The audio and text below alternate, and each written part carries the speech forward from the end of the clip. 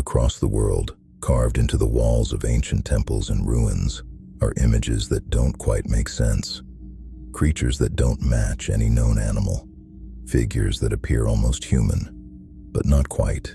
These carvings were not random decoration. They were placed deliberately, carved into stone, meant to last for thousands of years, which raises a question: what exactly were they trying to show? These carvings appear across multiple continents, in cultures that had no known contact with each other, found in temples, ceremonial structures, and sacred spaces, places where meaning mattered. And yet, many of the figures share similar features: large eyes, elongated forms, non-human proportions. When patterns repeat across time and distance, they usually point to something deeper. In ancient Egypt, temple walls are covered in detailed carvings of beings with human bodies, but animal-like heads. Figures like Anubis and Horus appear across multiple sites, carved with remarkable consistency.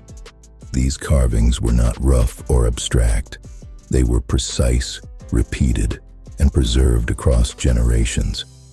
Traditionally, they are seen as symbolic representations of gods, but when the same forms appear again and again, it raises a deeper question.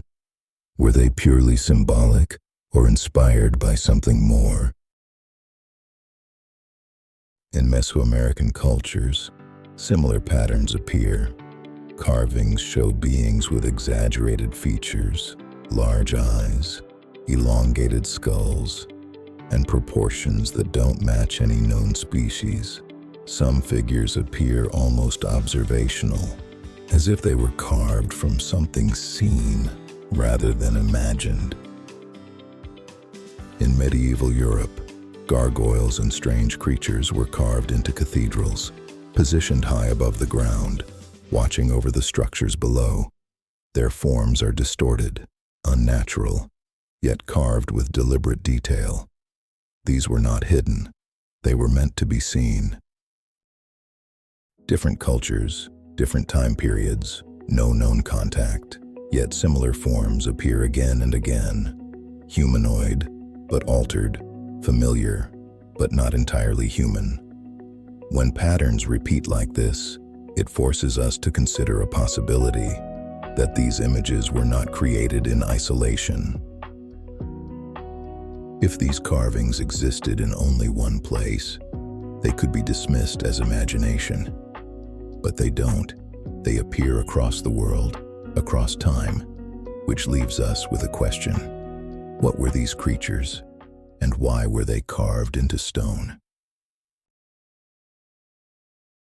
In the next episode, we explore ancient maps that may show a version of the world we don't fully understand.